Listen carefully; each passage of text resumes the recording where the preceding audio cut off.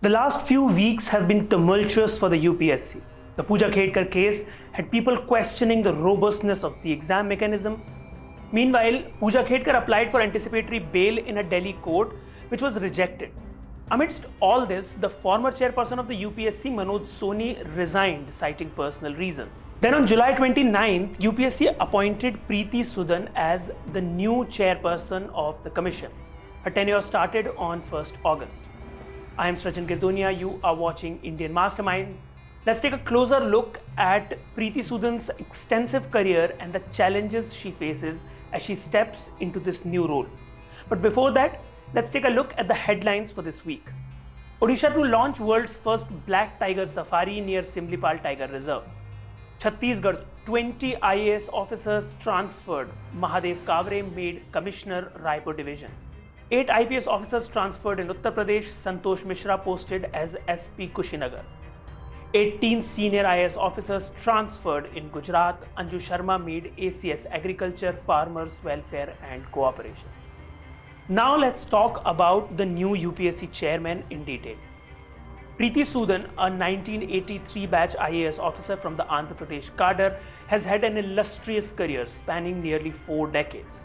Her journey in public service is marked by significant contributions across various domains of government administration. Sudan retired as the Union Health Secretary in July 2020, where she played a pivotal role in managing the COVID-19 pandemic during her last 6 months in office. Her leadership during one of the most challenging health crises in recent history has been widely acknowledged. Prior to her tenure as Health Secretary, Sudan served as Secretary in the Department of Food and Public Distribution.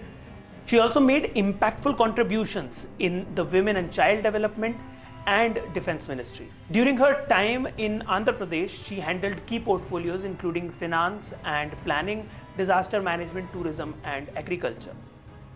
An academically accomplished individual, Sudan holds an MPhil in economics and an MSc in social policy and planning from the London School of Economics.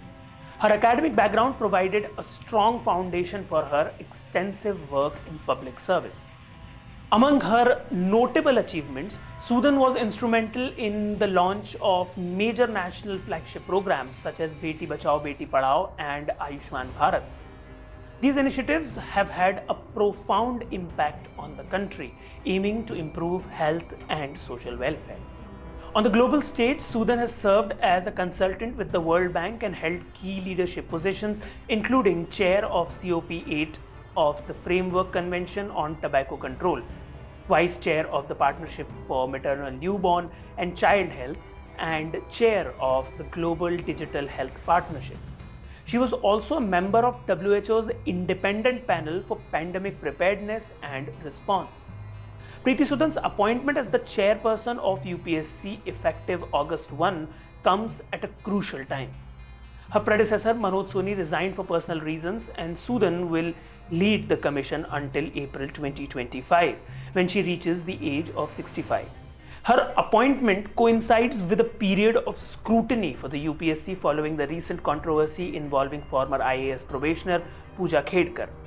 Khedkar has been accused of misrepresenting information to clear the civil services examination, leading to a broader investigation into the integrity of the examination system. Sudan's extensive experience and proven leadership will be crucial as she navigates these challenges and works towards reinforcing the credibility of UPSC. Now let's move on to the case that has caused waves in India's administrative circles, the Puja Khedkar case. On Thursday, a Delhi court denied anticipatory bail to Khedkar, who stands accused of misrepresenting and falsifying facts in her application. UPSC, in a decisive move, cancelled her candidature and permanently debarred her from all future examinations and selections of the commission. The charges against Khedkar are severe, implicating her in violating the civil services examination rules. Additional Sessions Judge Devendra Kumar Jangla of Patiala House Courts delivered a stern judgment denying Khedkar anticipatory bail. The court emphasized the gravity of the allegations, stating that a custodial interrogation was necessary to unearth the truth behind the conspiracy. The conspiracy has been hatched in a pre-planned manner. The conspiracy was executed by the applicant over many years. This statement underscores the methodical and deliberate approach Khedkar allegedly took to breach the UPSC stringent examination system. Judge Jangla directed the investigating agencies to widen the scope of its investigation. He instructed the agency to conduct a thorough and fair probe to identify other candidates who might have illegally availed attempts beyond the permissible limit or misused OBC non-creamy layer benefits. The judge's directive extends to candidates who might have fraudulently obtained benefits under the Persons with Benchmark Disabilities or PWBD category without being entitled. The court noted that the investigating agencies shall also find out whether an insider from the complainant, that is UPSC, helped the applicant, that is Puja Khedkar, to attain her illegal goals.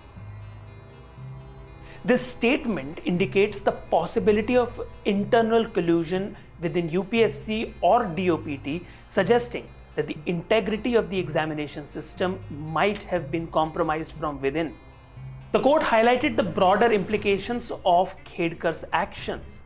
The present case may be only the tip of the iceberg, because if the applicant can breach the scrutiny system of the complainant, why not others? Therefore, in order to maintain the reputation, fairness, sanctity, and faith of aspirants and the general public, there is a need on the part of the complainant to strengthen its SOP to ensure that such an event does not occur in the future. This statement reflects the potential widespread ramifications of the breach and the urgent need for systemic reforms within UPSC. Khedkar was represented by advocate Beena Madhavan, who argued for anticipatory bail, citing an imminent threat of arrest due to criminal prosecution. Madhavan contended that Khedkar, in good faith, mistakenly mentioned the number of attempts as 5 instead of 12. She also presented a disability certificate showing Khedkar as a candidate with 47% benchmark disabilities issued by a medical board of AIIMS. Madhavan further argued that the criminal prosecution against Khedkar was a retaliatory action because she had lodged a sexual harassment complaint against senior IAS officer. UPSC, represented by senior advocate Naresh Kaushik, firmly countered these claims. Kaushik asserted that Khedkar's admission of not disclosing her earlier attempts was an admission of guilt. He stressed that Khedkar's actions breached the integrity of the examination system, done in complete defiance of UPSC rules. The case has opened a Pandora's box, highlighting the vulnerabilities within the UPSC examination system. It raises critical questions about the robustness of the system's safeguards and the potential for misuse by individuals exploiting loopholes. As part of her probationary training, Khedkar joined the Pune Collectorate in June. However, her tenure was marred by allegations of misusing quotas under OBC and PWBD categories to clear the CSE. An FIR registered against her by UPSC and a show cause notice regarding the cancellation of her selection were only the beginning of her legal troubles. UPSC's public statement disclosed that a detailed investigation into Khedkar's misdemeanor revealed that she fraudulently availed attempts beyond the permissible limit. By faking her identity, the investigation found that Khedkar had changed not only her name, but also her parents' name, photograph, signature, email address, mobile number, and address to manipulate the system. So basically nothing was correct. The Puja Khedkar case serves as a stark reminder of the potential of misuse within the civil services examination system and the need for stringent oversight and reforms. It is a cautionary tale for all aspiring civil servants and underscores the importance of maintaining the highest standards of integrity and fairness in one of the most revered institutions of the Indian bureaucratic framework. That is it for this episode. We will keep bringing you all the news related to Indian bureaucracy. So subscribe to Indian Masterminds to never miss an update. This is Rajan Gidonia signing off. Stay curious, stay informed, and stay tuned.